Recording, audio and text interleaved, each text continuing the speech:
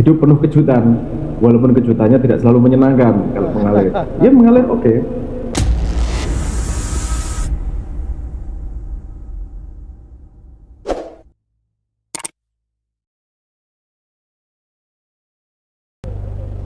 Baik, Assalamualaikum warahmatullahi wabarakatuh. Selamat siang untuk semua audiens, untuk semua pemirsa, viewers, dan pastinya para calon Satria Erlangga yang saat ini tentunya mulai dari tadi mungkin ya sudah mengikuti ngobrol bareng rektor, kemudian juga mengakses website dari eduexpo.uner.ac.id.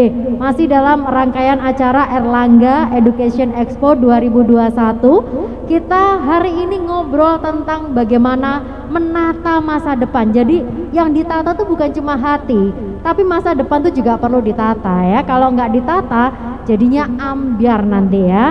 Dan kalau tadi mungkin di sesi awal saya mengatakan ada banyak jalan menuju Roma, tapi untuk mewujudkan cita-cita kalian para calon Satria Erlangga, maka jalannya cuma di Universitas Erlangga.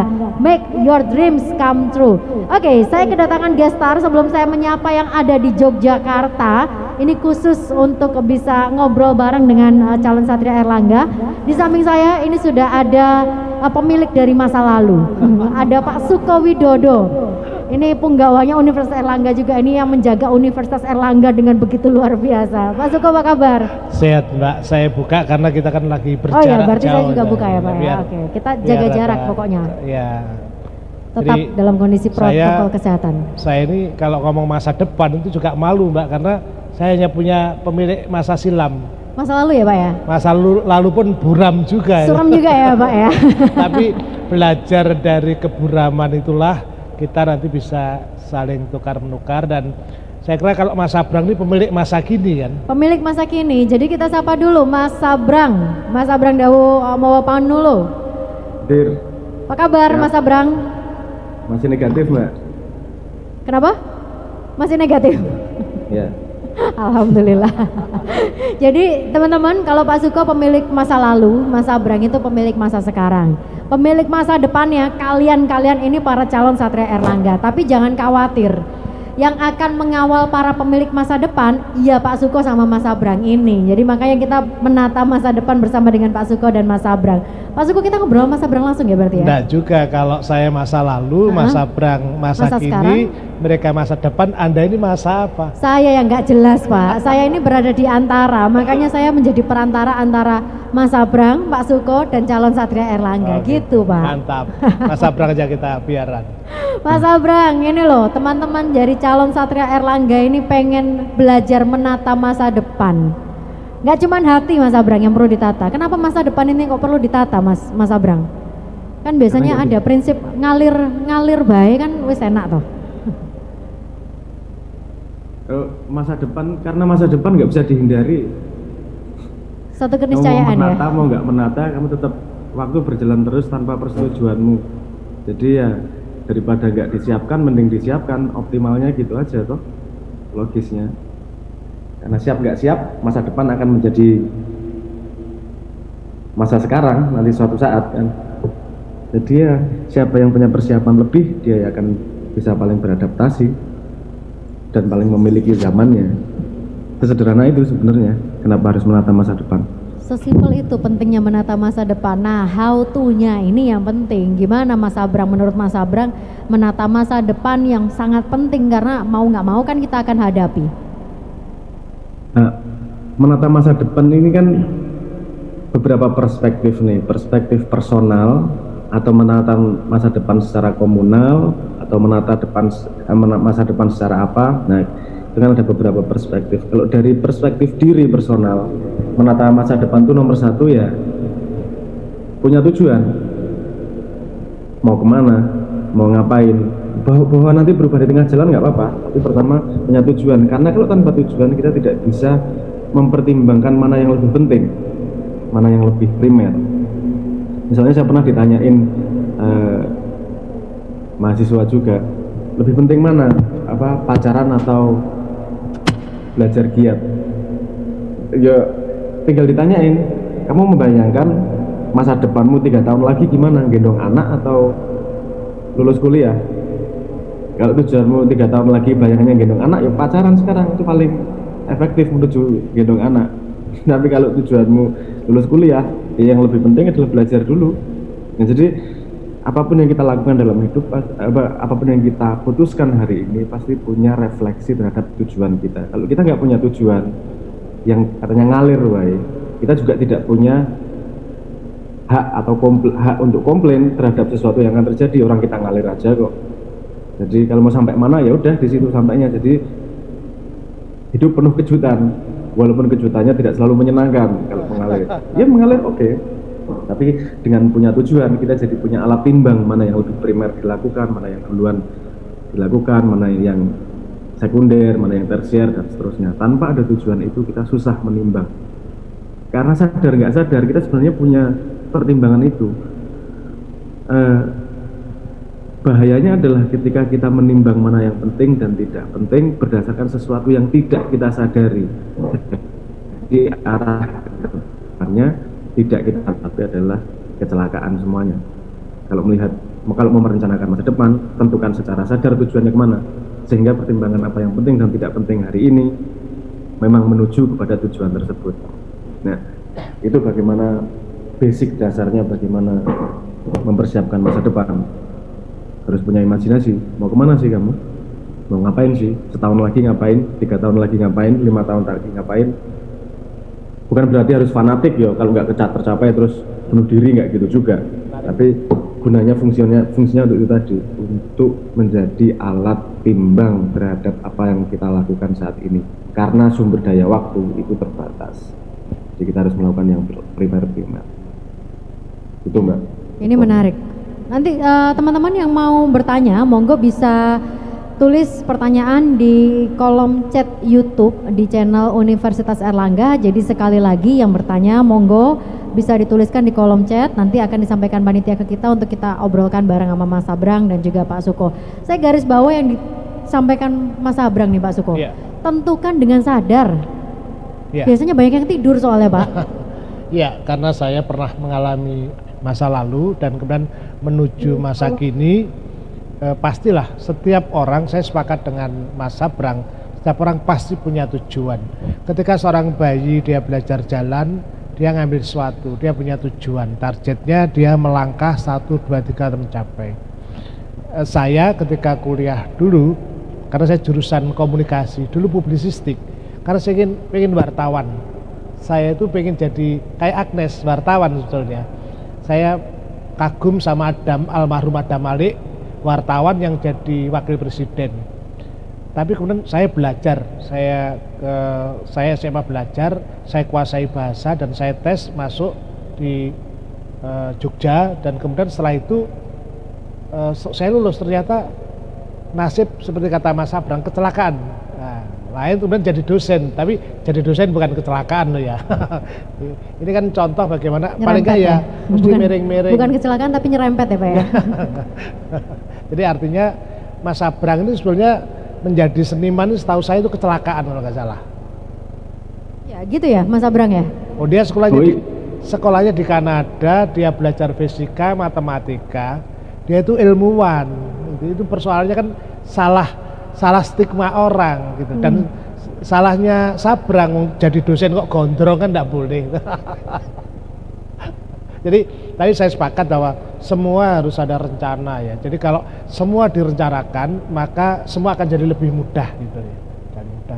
Nah proses itu saya ada kalimat begini, orang itu atau seseorang itu kadang-kadang terlalu mencintai dirinya tapi tidak setia dengan dirinya.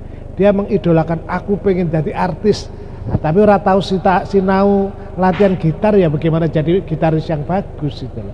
Aku pengen jadi orang kaya, tapi tidak pernah belajar berhemat.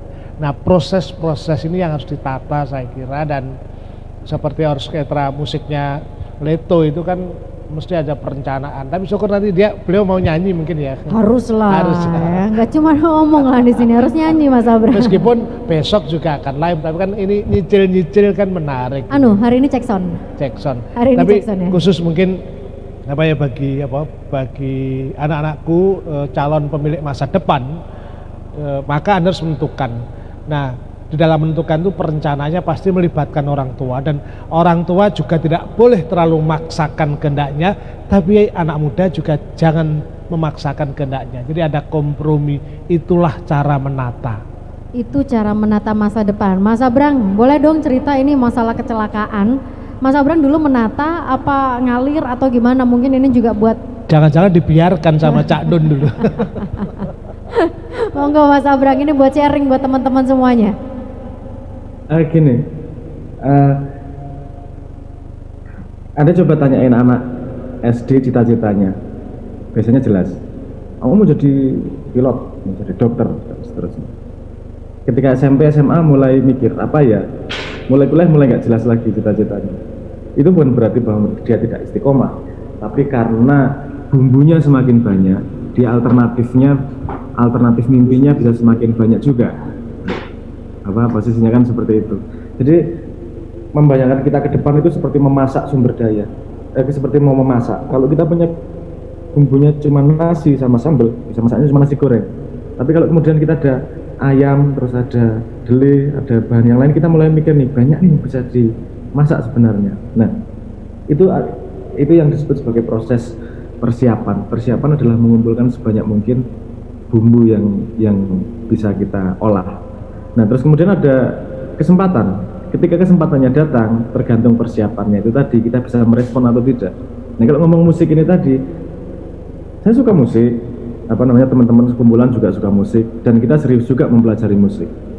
Ketika ada kesempatan untuk bermusik, kemudian jadi bermusik, bukan berarti kemudian meninggalkan fisika dan matematika, karena paradigmanya yang kita dibangun sejak kecil adalah kita tuh spesialis. Nah, musisi rasa sing liya, kalau kamu saintis nggak ada yang lain.